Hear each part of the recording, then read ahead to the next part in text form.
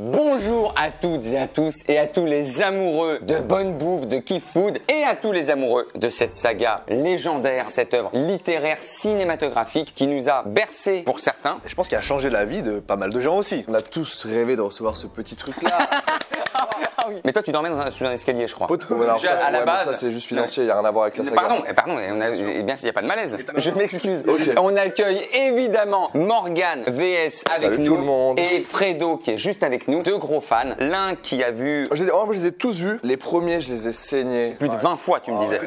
Très belle année de Morgane qui faisait les dialogues Tu te rappelles de des ça films avec son frère. À la radio, j'avais une petite cassette vidéo, on s'enregistrait, on faisait tous les dialogues du film. J'ai un peu lâché à partir du 5. Et On je y fais partie reviendra. de la team, d'abord film et après livre. Ok, ah mais tu les as lus, je savais pas du tout. J'ai arrêté à la fin du 5. Tu vois, je le savais pas, j'apprends quelque chose. Et on a Fredo qui lui est un fan absolu cinématographique et qui a également, comme Morgane, lu les livres après. Effectivement, moi j'ai vu tous les films, donc je les connais bien, et après je me suis mis au livre. Exactement. Donc voilà. Et j'ai même lu le premier en anglais. Oh bah excuse-nous. Non mais c'était pour l'école. Cours d'anglais, première mauvaise traduction pour moi, mais c'est Harry Potter and the Philosopher's Stone. Stone Philosopher's Stone, ouais. La pierre philosophale, bien sûr. Ok, donc moi je découvre Harry Potter pour pas mourir bête et pour me dire c'est pas possible que tout le monde adore et que moi je passe un peu à côté. Et donc je lis le premier, genre en 5 jours, mais je suis pris dedans. Le premier, comme je le découvre à mon âge, me paraît un peu enfantin, mais je passe un bon moment quoi. Ben, qu'est-ce que tu nous as préparé là? Et donc on va parler Harry Potter, on va parler de tout, des films, des livres, de ce qu'on aime, de ce qu'on n'aime pas, etc. Et on va bouffer les gars. Donc on est avec des beaux burgers, on est avec des onion rings. Attends, j'ai comme l'impression qu'aucun animal a été blessé pour cette vidéo. Et là il est fort. Il est fort parce qu'il reconnaît. C'est une vidéo qui est en partenariat avec Végédal. Vous connaissez peut-être. Toi je sais que tu connais Fredo. Bah en fait, moi j'avais fait un petit challenge vegan en début d'année et j'avais commandé chez eux et j'avais adoré, et c'est même un des arguments qui m'a fait continuer à pas manger de viande. Parce que le goût était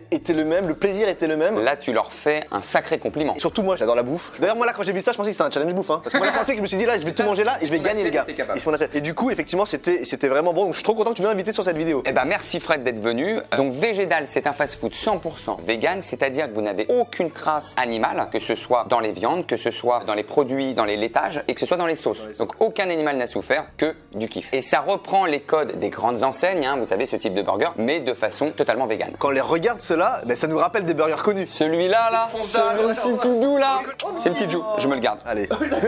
T'es très joue toi. Et Végédal, c'est intéressant pourquoi aussi? Non seulement pour ceux qui veulent pas manger de viande, mais également pour ceux qui ont des intolérances, exemple intolérance au lactose, et ceux qui ont des convictions religieuses, donc qui veulent manger halal ou kasher. Et donc là, on est sûr et certain de pouvoir manger comme on le souhaite. Et vous pouvez retrouver Végédal sur les applications Uber Eats, Deliveroo et Eat. Je vous mets tous les liens en dessous d'en bas de la barre de description. Messieurs, il va être temps de les croquer et on va surtout se faire plaisir à parler Harry Potter parce que c'est quand même le sang mêlé de la veine. Oh. Harry Potter, la saga ultime.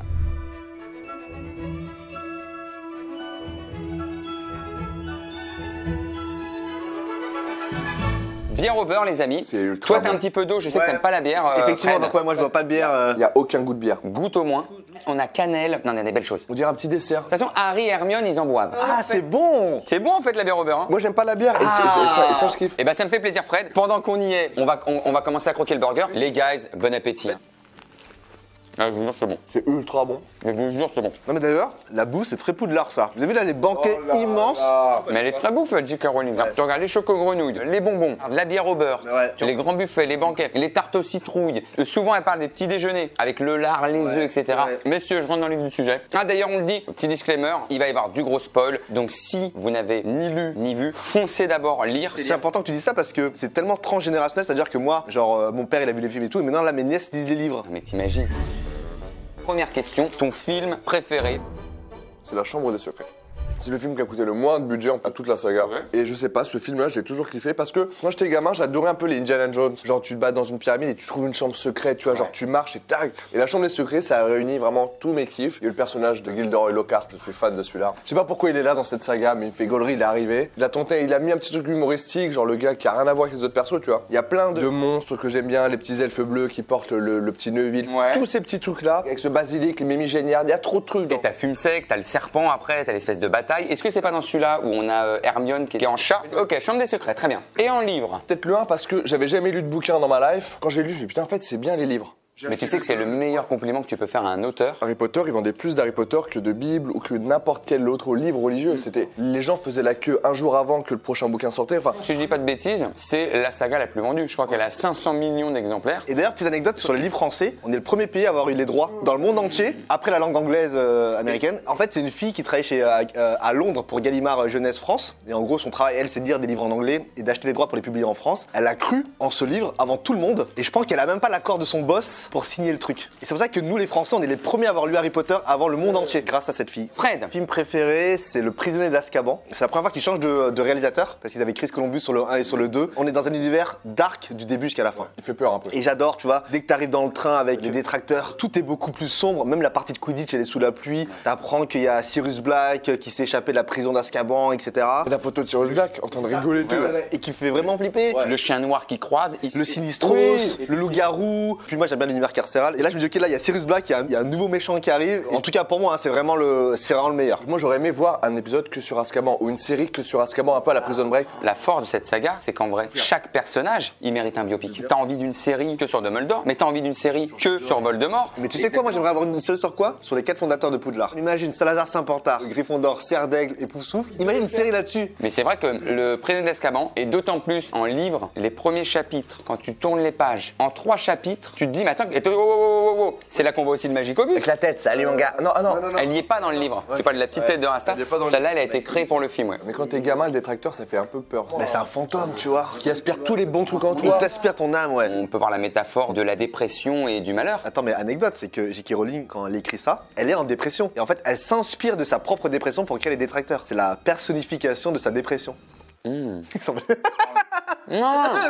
Non, mais voilà, tu vois. Et on en parlera des métaphores encore. Et toi, mon petit Ben, c'est quoi ta Madeleine de Proust dans cet homme? Mon livre préféré, avec quand même Le Prisonnier d'Azkaban, j'ai adoré. Les passages de la coupe de feu, quand il est seul et qu'il doit déterminer, il est dans son bain, comment ouvrir l'œuf, le dragon. L'une de mes scènes préférées, c'est quand il va plonger dans l'eau pour aller sauver. Il sait pas qu'il y a les branchiflores, les trucs. Ah, mais c'est incroyable. Ce lac me faisait bader aussi. Je me disais, Il est incroyable. j'ai peur de ce lac. J'ai pas envie d'aller foutre les pieds dedans. Et quand pour la première fois tu vois ce qu'il y a dedans, Et en plus, en lecture, c'est encore plus étoffé, donc c'est fou. Mais, le meilleur du best-of du meilleur, ce sera Les Reliques de la Mort. Tu l'ouvres et tu pars direct. Harry, tac, on est là. Il y a l'heure du phénix. On se transforme tous en Harry. Allez, chacun prend un Harry sur un balai. On y va. Ensuite, Edwige, boum. Déjà, la fin du Prince de Sang Mêlé, elle t'amène doucement et il va se passer des dingueries. Une petite anecdote sur ce livre, c'est l'adaptation qui a été la moins fidèle au livre. Et donc en fait, pour bien comprendre, la coupe de feu, il est plutôt conseillé de le lire. Autre anecdote, c'est le livre qui a le plus de taux d'abandon. C'est marrant, ça, comme stat. En gros là, les premiers livres sont très fins. ouais, elle s'est Donc enflammée. ça hein. se lit en 2-3 jours. Donc quand elle sort la coupe de feu, les gens les ont été un peu surpris et du coup il y a beaucoup de gens là qui s'arrêtent de lire, ce qui est fou hein.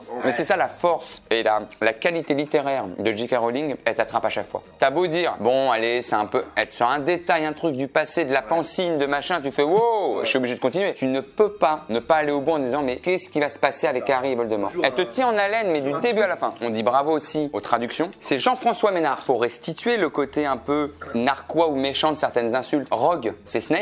Ah oui, c'est vrai que c'est pas Exactement. En fait, Snape, si tu le dis comme ça, c'est Snap. Et en fait, Snap, le méchant Snap, ça marchait pas. Alors que Rogue, ça griffe, hein. Ouais. Attends, et juste un truc, je crois que le livre préféré de J.K. Rowling c'est le 3. Hein. Ouais, c'est le Prisonnier d'Azkaban. Ouais, grosse dédicace à notre ami Sirius Black, hein, parce que ça, en termes de personnage, et ça m'amène tout de suite. Rogue. Ah, il est fort. Votre personnage préféré de toute la saga, Morgane. Pourquoi Rogue? Pourquoi? Comment? Qu'est-ce que t'aimes chez lui? Qu'est-ce qu'il t'apporte? Qu'est-ce qu'il apporte à l'histoire? Je tombais fanatique de Rogue dans le sens où quand t'es plus jeune tu le détestes et qu'ensuite à chaque fois que tu l'aimes bien parce que tu vois ça commence avec le match de Quidditch où Quirrell il donne un sort au balai d'Harry, tout le monde pense que c'est Rogue, même Harry Potter, même Ron et tout. Parce qu'il chuchote, etc. Et le fait qu'on s'aperçoive qu'il soit très proche de la famille d'Harry, de Lily, de James, moi je pense que Rogue de A à Z c'est le personnage le plus complexe, le plus haut en couleur et en vrai je pense qu'il n'y a pas un personnage qui lui arrive à la cheville, vraiment. Même à la fin il tue Dumbledore. Dumbledore est au courant, il le sait. Et c'est le moment culminant de la détestation. Exactement. Où tu dis espèce de traître. Alors que c'est fait exprès quoi. Dumbledore disait faites confiance à Rogue, faites confiance. Il le tue pour justement que C'est une Voldemort stratégie. ne le vire pas. Exactement. Et je trouve que c'est dingue. Tu te dis putain. Et même à la fin quand il le tue, tu dis même si c'est un gentil, on le sait. Je sais toujours pas si je l'aime ou pas. C'est un gars qui a été au bout de ce que Dumbledore lui avait dit. Et la nuance est forte parce qu'il le fait pour le fils de Lily. Fred, ton personnage préféré de toute la saga? Madame Bibine, la prof de. Ah ouais, d'accord. Non, mais c'est un choix. Non, mais évidemment, Rogue. Mais de loin, tu vois, effectivement, il y a Morgane le disait, c'est le personnage, je trouve, qui est le mieux construit, qui évolue le mieux dans la saga. Et tu te rends compte qu'il il est important à tous les niveaux. Il a une sorte de dualité en lui où, à la fois, et en plus, il retrouve dans Harry la mère dont il était amoureux, le père qui déteste parce qu'il fait martyriser. C'est une sorte d'écorché vif, tu vois, et c'est le plus complet, le plus complexe, celui qui apporte le plus. Et au-delà de ça, je pense que ça joue beaucoup dans les films aussi parce qu'il est charismatique, parce que l'acteur, Alan Rickman, l'acteur est il dingue. est incroyable. Il a son âme qui est partie. Hein. Et moi, je me rappelle une scène, la première de Rogue, quand il rentre dans son premier cours de potion. Flap, direct. Il arrive, tac, il regarde même pas les élèves et ça part et je dis waouh, c'est qui lui? Et j'adore, et tu vois, moi là, j'adore ces gars un peu énervés, un peu charismatiques, un peu sombres, un peu dark. Et Rogue, tout de suite, je suis rentré et j'ai adoré tout de suite. Et tu vois, c'est les films où dès le début, en une scène, ils te montrent le caractère de tous les persos. Souviens-toi, Cyrus, il arrive, il n'y aura pas de baguette magique, tu vois. Tu dis, ok, lui c'est un connard. Ensuite, première question, Hermione qui fait ça, on se dit, ok, elle c'est l'intello, elle arrête pas. Il la calcule même pas. Harry Potter, il fait ça, et du coup, en 20 secondes, schéma. en une scène, ils font ça. Je vais moins être original. Moi, c'est Harry. C'est pas le héros de la saga, lui? Je crois que c'est le personnage principal. Ah ouais, d'accord. Et Harry, mais je fais la dissociation, Harry du bouquin. Daniel Radcliffe joue mieux dans le bouquin. Oui.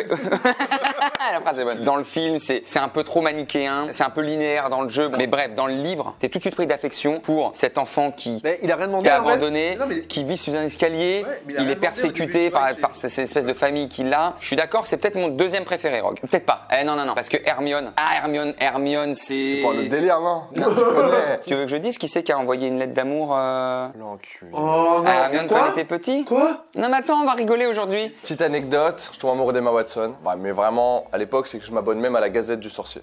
Et il est à notre table, on est chanceux. Donc je veux écrire à Emma Watson, elle est anglaise, je parle pas du tout anglais. Du coup, je fais croire à ma mère qu'avec ma cousine, pour s'entraîner, on s'écrit des lettres en anglais. D'accord, donc ma mère m'aide, elle traduit quelques phrases. J'essaie, mais il n'y a pas internet à l'époque, il n'y a pas de téléphone, moi j'ai pas de PC chez moi. J'ai 10 piges, 11 piges, tu vois. Donc j'écris mes petits trucs, je trouve que tu joues très bien. Moi je suis français, t'es très jolie en sorcière. Qu'est-ce que j'avais honte à l'époque, j'avais peur qu'on tombe dessus. Donc Harry, parce que c'est une boule de nuances. Un coup il est courageux, un coup il a son orgueil, un coup il est impulsif, un coup il veut tout donner aux autres. Il se fait des amis, il est entre son âge à faire du Quidditch et à vouloir vivre sa vie et combattre le plus grand mage noir de l'histoire. Et puis tout lui tombe, comme tu dis, sur le dos. Il arrive à chaque fois et c'est un anti-héros. C'est pas un héros qui va dire Non. ok, je suis dans la coupe de feu, il y a pas de souci, donnez-moi le balai. Mais non, mais au contraire, il a honte. c'est vrai, il est mais comme limite, ça. il a honte, il se cache un petit peu parce que tout le monde là le stigmatise Clash. pendant la coupe de feu. Première fois où il se parle plus parce que Ron il est jaloux. Du coup, lui, il doit affronter la jalousie de son meilleur pote. Il y a tout Poudlard ils ont des badges. Tu oui. pues Harry Potter, etc. Et lui, il est là. Et tu sais, Et il n'y a pas le papa, il n'y a pas la maman. sa seule famille, c'est les Dursley. Il le maltraite. La seule famille qu'il a, Sirius Black. Et qu'est-ce qui se passe après?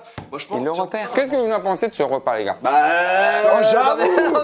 j'avoue, toi t'es un malade. Attends, c'est quoi le concept de la vidéo? Rappelle-moi le concept. Toi qui manges de la viande, t'as vu une diff? C'est très psychologique pour les gens qui sont que viandards et qui sont un peu fermés d'esprit, mais il y a plus de... Très très très bon, donc végétal, franchement. Votre scène préférée de tous les films ou de tous les livres? Moi, c'est quand Jack, il est sur le pont du bateau et il prend Fred, Rose et il fait je suis le roi du monde. On l'a perdu, on l'a Et là, à perdu. ce moment-là, le cœur, les émotions sont là, quoi. C'est les frites, hein, c'est, je sais pas. Oh, McGonagall! Il y a un petit chat. Mais on a une petite mistaigne. C'est vrai. Oh, elle est belle. Eh, il est où, Ruzard?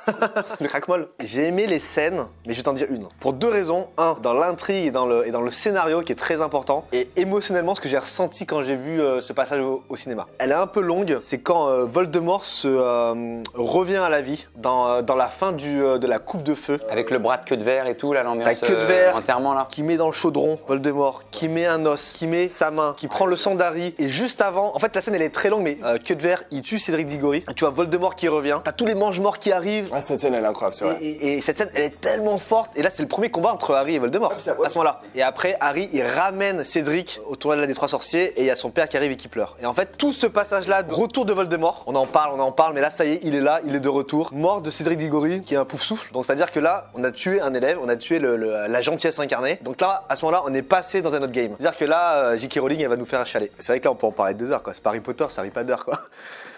C'est naze. Ouais. C'était naze. On a le sort Le sort, réparo humour. Non, y a pas. Et la deuxième scène, c'est Harry va dans la piscine et il voit une conversation entre Rogue et Dumbledore. Ouais. Il lui dit c'est depuis tout ce temps-là que vous aimez Lily Potter, etc.